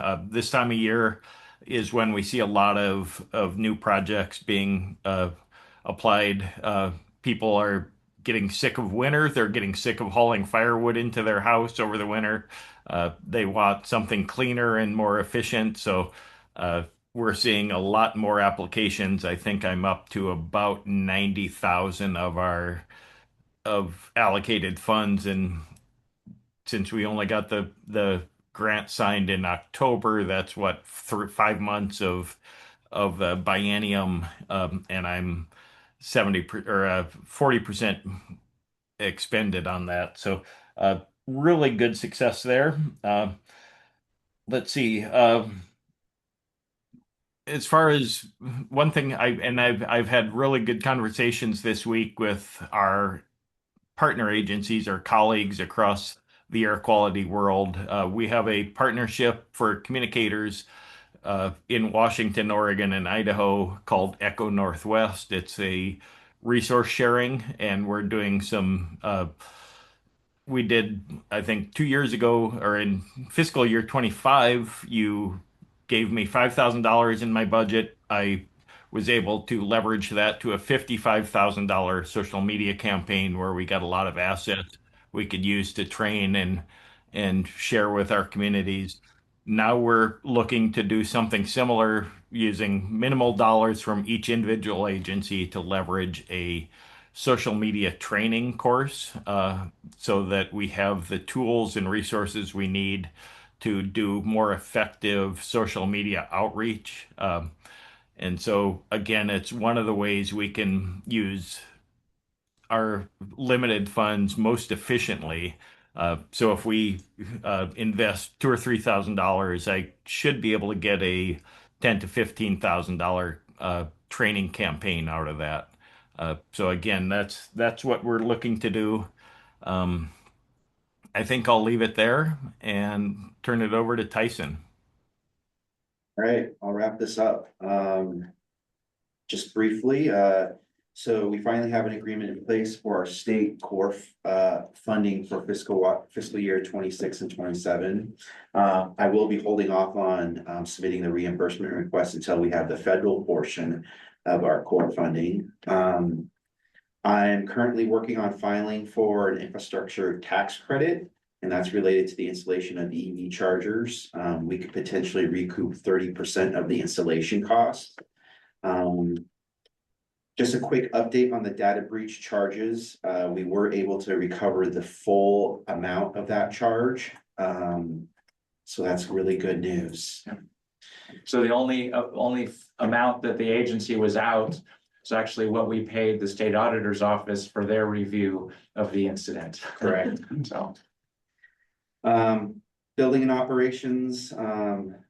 We received some news from our current groundskeeper that he is planning on separating from ORCAA by June 12th. So we're working on a replacement for Dave, which includes potentially handing off those duties to our current maintenance technician. So we're juggling the options there. As Emily mentioned, we currently have 2 vacant office spaces. If you know of anyone who is looking for space, please let me know and I will provide you an informational flyer on those 2 spaces. And then lastly, the wellness committee, we've mapped out our 2027 calendar year events, and I'm also working on methods of quantifying participation. So how about the roof? You want to mention the roof? Yep, sure. We selected a vendor for the roof replacement. So we're in the process of selecting the color of the tiles and then scheduling it out. Because of the noise, we are planning on closing the office down to the public because it will be quite loud as they're replacing that roof. The contractor provided me roughly 3 days max for the full roof replacement. So now, once we get that scheduled, we'll of course share information about that. Yep. Is that gonna be done over a weekend? Probably not. Because it's a prevailing wage project, we don't want to increase the cost by either having them work on the weekends, having them work over holidays, especially not incurring any sort of work hours over 40 hours. So, yeah. I think the tiles should be green since we're now a green business. Well, they actually have blue tiles, so we could select blue tiles, but I don't know. Why was this not a board decision? It could be. I've got the samples in my office if anybody wants to take a look. So that's all I have. I have a question. Sure. Can you send me the informational flyer for the two spots in the Yep, office? Thank you. absolutely. We have a board update today with the county commissioners, and I would love to provide that as part of my update. Okay. Excellent. Appreciate that. Yeah. Thank you, Tyson, and to everyone else. Any other final questions for any of our directors, updaters? Yes, Mike. Sorry, I stepped out, make a phone call. On permits, has there been communication with the Riverside Mill in Forks? Yes, ORCAA? there is. They're working with us on the NOC, and I think it's moving along, if not even done yet. It might even, yeah, so I think we're all good with it. Great, thank you. All right. We don't have a lot of time for the good of the order, but it usually does not take the 15 minutes. It's kind of our slack. Anything for the good of the order from any of the board members? I have one. Yes. Go ahead, Emily. I'm excited that I'll be presenting this weekend at Expanding Your Horizons conference. I'm doing the same demonstration I did last year, which is a clean air demonstration, courtesy of the wonderful staff here. And so, yeah, maybe I'll see you there. Are you going this year too? We will I'm not. Yeah, But well, Rose is there and Abby, yeah, a couple of our staff. Okay, awesome. Cool. Okay, awesome. And the slides from today's presentation, I think I'm going to include some of those because they were really telling, like the burn violation hall of fame. I'll probably show that picture. I think that was pretty cool. So I'll actually be able to incorporate more of the ORCAA stuff this year. I'm really excited. So yeah. And if you want the original files, I can provide those pictures. Oh, that'd be great. Yeah. Thank you, Dan. You can just email them to me. All right. Okay. Anything else? Yeah, I just go ahead. have a quick thing. I apologize. I think my internet failed and I got dropped out of the meeting. So I apologize for the pieces that I missed. And I am just driving around in my vehicle right now, listening to the tail end. So my apologies for that. Oh, these tech issues happen, Dave. Thanks for getting back on. Yeah. Okay. Anything else? All right. Well, there's no executive session required today. So unless he leaves another pregnant pause. All right. We are adjourned. Greg, Oh, yep. if I could just jump in really quickly to remind folks. Yes, sir. So Ryan, Paul, and Joan, look for an email about scheduling a conversation here in the coming weeks about the focus on Lacey, Olympia, and Tumwater. And then everyone look for an email from Debbie soon about placing your Panera order for our in-person April meeting, and look forward to seeing everybody in person there. All right. We'll see everyone bright and early. And Mike, we got to get there for the finance committee meeting early too. So we got to leave bright and early. And with that, we are adjourned. Everyone have a great week. See you on April 8th. Bye, everybody.